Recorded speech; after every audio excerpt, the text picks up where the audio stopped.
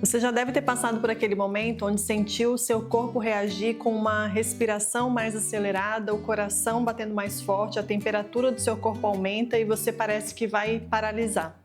Essa é uma reação emocional muito natural do nosso sistema nervoso quando ele se depara com alguma situação que parece uma ameaça, mesmo não sendo uma ameaça de maneira real. Alguém bate a porta, um conflito começa a começar, alguém fala mais alto com você e talvez o seu sistema nervoso já reaja como se fosse uma ameaça, mesmo racionalmente você sabendo que não existe. Quando o seu corpo reage dessa forma, você pode entrar num ciclo de autocobrança ou autocrítica, se questionando por que eu estou agindo desse jeito ou até lutando contra essas reações que são, na verdade, espontâneas. Você não escolheu reagir dessa forma. E a psicologia nos explica por que tudo isso acontece e como lidar com isso de uma forma mais saudável e mais leve. E o vídeo de hoje é sobre isso. Eu quero te ensinar, te mostrar como você pode aprender de maneira muito fácil e prática no seu dia a dia a lidar com esse tipo de reação emocional.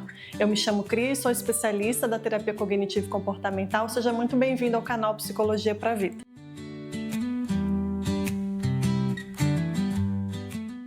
Quando o sistema nervoso identifica algo como uma ameaça, ele reage automaticamente, não analisa o contexto, ele não pergunta se faz sentido, ele simplesmente reage e a gente precisa aprender a lidar com esse tipo de situação. As emoções funcionam como um sistema de alerta interno que nos sinalizam risco, limites e necessidades. Sentir ansiedade quando você está caminhando num lugar perigoso à noite, por exemplo, é uma reação natural do nosso corpo e as nossas emoções têm justamente essa função de nos proteger ou de nos sinalizar um risco, um limite ou até uma necessidade que nós estamos naquele momento. O problema não é o nosso sistema nervoso reagir, o problema é quando ele conecta isso a situações que não são proporcionais ao que está acontecendo na realidade.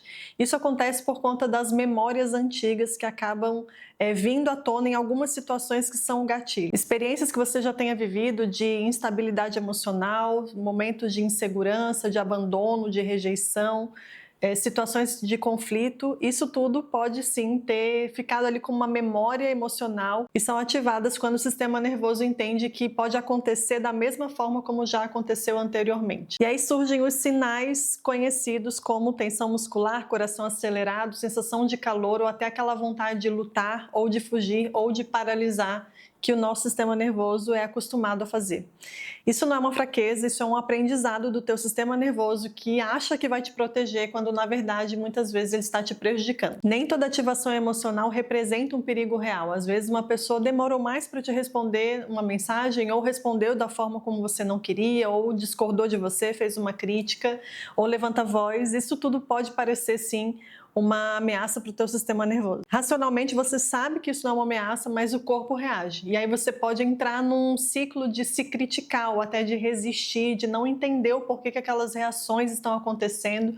E isso vai intensificando. Quanto mais você tenta lutar contra as emoções ou até mesmo reprimir ou ignorar que elas estão acontecendo, elas podem até se intensificar e agravar esses sintomas. Quando você começa a entender que a sua emoção é uma resposta tentando te proteger, uma resposta espontânea, você não tem culpa nem responsabilidade por ela estar existindo ali, você começa a parar de olhar para você com tanto julgamento, com tanta crítica e começa a parar de se atacar e olhar para suas emoções com muito mais compaixão. Entrar no modo de observar as emoções é mais importante do que julgar ou tentar fazer alguma coisa para fugir delas ou expulsar elas naquele momento.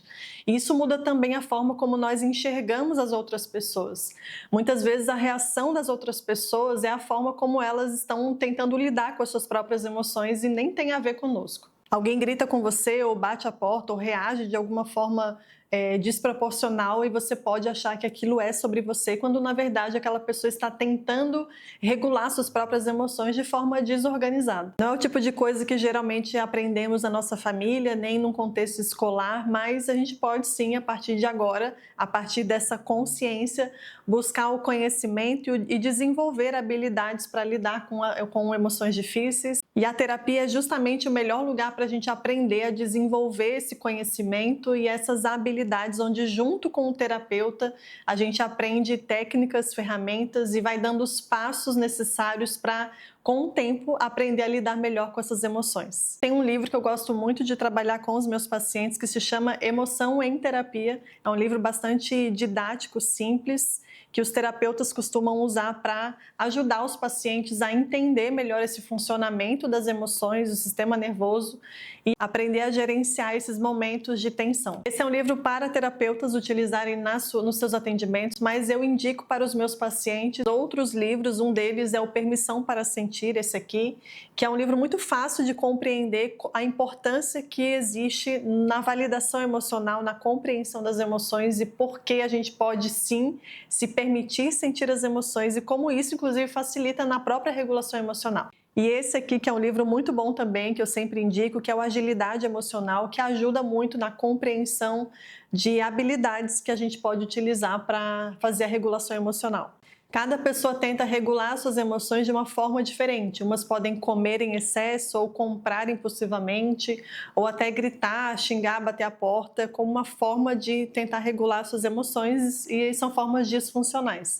Outras ainda podem tentar racionalizar tudo ou reprimir, não falar, ignorar suas emoções, que também é uma tentativa disfuncional de lidar com emoções intensas. Muitas pessoas acabam entrando naquela ideia de que ser racional demais é lidar bem com as suas próprias emoções, quando na verdade essa repressão não ajuda a compreender nem a lidar com essas emoções. A forma mais saudável não é não sentir, mas é sentir e ter os recursos saudáveis e eficientes para lidar com aquelas emoções. Aqui entra um dos pilares mais importantes quando a gente fala de regulação emocional, que é a validação emocional. Nossas emoções precisam ser reconhecidas e validadas para que elas possam então ser reguladas. Validar as emoções não é concordar com elas, nem justificar os comportamentos que vêm delas. Inclusive, a gente confunde muito o que é emoção, sentir e o que é comportamento. As emoções, elas precisam ser validadas, o que não significa que a gente vai validar o comportamento disfuncional que a gente tem a partir daquela emoção. Algumas emoções podem nos levar a nos comportar de um jeito que a gente não concorde com esse comportamento. E aí é que entra a validação emocional. Validar não é concordar com tudo que você sente, nem justificar comportamentos impulsivos. É reconhecer que as nossas emoções, elas estão ali por um contexto, muitas vezes uma tentativa de nosso sistema nervoso nos proteger. Muitos de nós crescemos aprendendo que sentir era algo errado, que era algo inconveniente para as outras pessoas, que era exagero ou que era sensível demais, e a gente foi desenvolvendo crenças a partir dessas ideias, dessas falas das outras pessoas. Na vida adulta isso pode aparecer como uma racionalidade excessiva, uma frieza, uma tentativa de controle ou impulsividade, dependência emocional e uma autocrítica excessiva. Isso porque não recebemos a validação emocional que tínhamos necessidade enquanto criança. Toda criança precisa de validação emocional para que ela aprenda a lidar de forma saudável com as suas próprias emoções. Se toda vez que uma criança sente algo, ela não é validada, ela não é reconhecida, ela não é acolhida naquilo que ela está sentindo, ela acaba recebendo um reforço negativo de expressar e lidar com aquelas emoções. Ou muitas vezes as crianças não veem os adultos perto dela lidando com as emoções de forma saudável, veem os adultos negando ou explodindo com as emoções ou tendo falas negativas em relação ao que elas mesmas estão sentindo.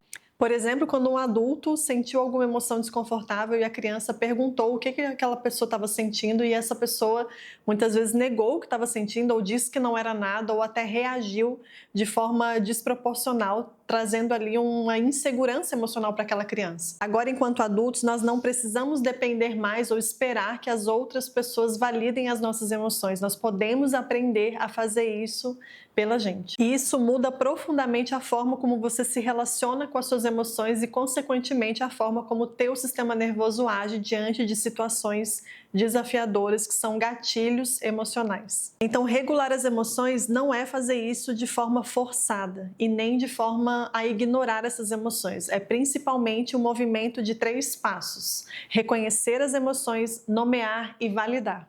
Reconhecer a emoção agindo no nosso corpo nada mais é do que você observar e aceitar que aquela emoção está ali, você querendo ou não. Nomear faz parte já de reconhecer que aquela emoção está ali. Quando nós damos nome para aquela emoção, nós não estamos ignorando, nós não estamos lutando contra ela, nós estamos trazendo ela para perto, como se fosse uma maneira da gente compreender melhor aquela emoção. E validar é aceitar com compaixão que aquela emoção está ali e ela precisa naquele momento de mais acolhimento e menos julgamento e autocrítica. Fazer esse exercício desses 3 passos, reconhecer, nomear e validar, é o que traz segurança para você. E segurança é o que faz com que o sistema nervoso saia do estado de alerta. Quando você muda a forma de se relacionar com as suas próprias emoções, elas mudam a forma como elas aparecem para você.